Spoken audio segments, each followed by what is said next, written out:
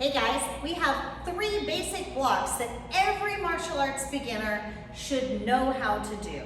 So first, let's start off with a basic high block. Cross your hands, just like this. Go ahead and do it with me. Ready? And I'm gonna bring my hand up over my head. My other hand pulls to my belt. Now you're gonna switch your hands. When you first learn this block, just work the coordination. Ready? Switch your hands. Switch your hands, and switch your hands. All right, now, when I come to the center, I'm gonna cross. Let's add some detail. I'm gonna cross. I'm gonna pull in front of my face. When my block comes up, it twists. It's at a 45-degree angle. The other hand pulls to the belt. So I'm gonna bring it up and switch. I recommend drilling at least 10 times so that you have that coordination down. So let's drill it together. 1 and 2, 3, 4, 5, 6, 7, 8, 9, 10. Excellent. Now we're going to show how this block is actually executed. So this block is technically designed for a strike coming to the face, whether it be a punch or a kick. So let's face each other. He's going to put a punch out right towards my nose, and I'm going to high block it up. Now, let's talk about some common errors that beginners make when they do that high block. Number 1, when they practice, they tend to bring their hands straight in. Did you see what that did? Absolutely nothing, right? You must make sure that that block comes right in front of your face. Number 2 is they hit, leave your hand there, they hit straight up. That is my power against his power. Guess what? He's a guy, he's probably stronger than I am. And he's a boxer, so I know he's stronger than I am. He's gonna take me out if I do it that way. But if I put a twist, so I'm gonna have him hold his hand up just for sake of demonstration. Just hold your hand out in the punch. If I strike it, boom, it just hurts us both. But if I twist, ooh, did you see what that did? See that little bounce? You saw the look on his face, right? If I hit that nerve, not only do I diffuse the energy so I don't get a bruise, but I also hit the nerve. It's a punishing block. He's gonna think twice before he hits me like that again. So when you execute that high block, you wanna get that twist and a 45-degree angle. Go ahead and punch one more time. I'll go softer. I'm gonna bring it down straight. If my arm is straight, pushed down on me, he's gonna win. Look at that. He can out-strength me all day long. My shoulder can't hold it. Now watch this. If I put that at a 45-degree angle, push down. Harder, harder, harder. Harder. Okay, do you see the difference? So, eventually, he could probably out-strength me. But remember, these are gonna happen in split seconds. You're not gonna hold your arm up there. You're gonna block and move into the next technique. The second block you should know how to do is a middle block. So we're gonna do an open hand middle block. So open your hands like this. And you're gonna use your palm right here with the bottom part of your palm. Fingers together, thumb in. This is where I'm gonna strike. If you strike too low, you're down there on those nerves. You strike too high, you're gonna slap. And that's gonna hurt you more than it will hurt them. So hands up like this, cross your body, block. Pull the other hand to your waist. Why do we do that? Because I want to engage my shoulders. Other side, block and block. Notice I'm pushing just barely past my shoulders. If I do this, I'm overreacting. I'm out of my coffin.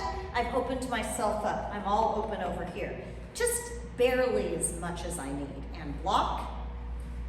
Now we're going to drill it 10 times. Here we go. 1, 2, 3, 4, 5, 6, 7, 8, 9, 10. Now let's look at how this is executed. So this is from a center strike. He's gonna punch out the center. Boom. I'm gonna bring that block across the body and strike. There's 2 options I can do. First off, I don't want to wait until his hand gets all the way out, because technically if we were standing closer, he's fully executed that punch, he would have hit me. It's too late. So when you're training at home, you watch that arm, boom, right there. I got a block when the elbow is still bent. Did I hit that nerve again? All right. Yes. Now that is from years of practice. So with a punishing block, you'll learn to hit the nerve. When you train in class, if you do that more than once, your partner's not going to want to be your friend anymore. So in class, the way to do that is you can practice going in for that accuracy, but you can curve it a little bit. Let me show that. I'm going to curve it. Now look at it. That's much gentler, right? So what I did is I did a little circle so that the impact wasn't straight into the nerve like it was the first time. Now, when you're thinking and you're practicing, so he's got both hands up, I want to make a decision. He can punch with the left or he can punch with the right. Go ahead and punch any side you want. Boom. All right, I want to punch, block with this hand because I want to get rid of the other hand. Now what if I did the other way? Do that same hand again. What if I went this way? Well, he's got that other hand, he can hit me. I might make that decision in sparring. Sometimes you don't always make the right choice. Just be aware that if you block to the inside, that other hand's there. Get out of the way so that you don't get hit. All right, so there's your middle block. Now let's go through our low block. Hands up, eyes up. So I'm guarding my chest. Bring it down and up, and down and up. Make sure you're not overreacting. Look at this is overreacting. All I need is to get it to where it doesn't hit my body. Ready? Right hand down and up, left hand down and up. Now I'm gonna do a little turn of the shoulder. So if I'm blocking a kick, I don't want to use just my little arm. I want to put my body weight behind it. So I'm going to turn the shoulder, boom, slightly and up. Slight turn and up. Slight turn and up. Slight turn and up. Ready? 5 and 6, 7, 8, 9, 10. Do it in front of the mirror. Make sure you can do 10 correctly before you start practicing with a partner. So now let's face each other. We're going to use a punch, although many times you're going to use a down block with a kick. We're going to use a punch just for the sake of filming today. So he goes to throw a punch. Out, boom, and I'm going to down block. Now this is a punishing block. You see what it did? I caught the nerve again.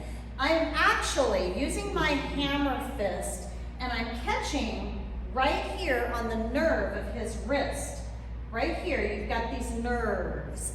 And when you're accurate with this, you'll get real good at hitting those nerves. They won't want to punch you again.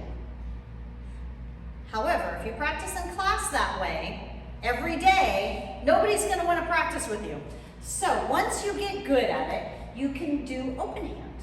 Boom. Now open hand, notice I've got my fingers tight together. My thumb is in. Don't do this because you're going to bust a finger if you catch a finger or a thumb.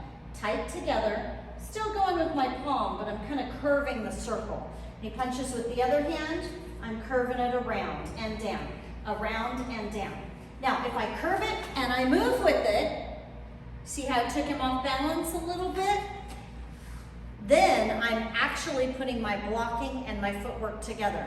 So every white belt, you should get really proficient at one high block, one middle block, and one low block. That'll basically teach you to block every part of your body, which is what you need at the very beginning level. Don't learn 50 blocks. Get really good at 3 of them.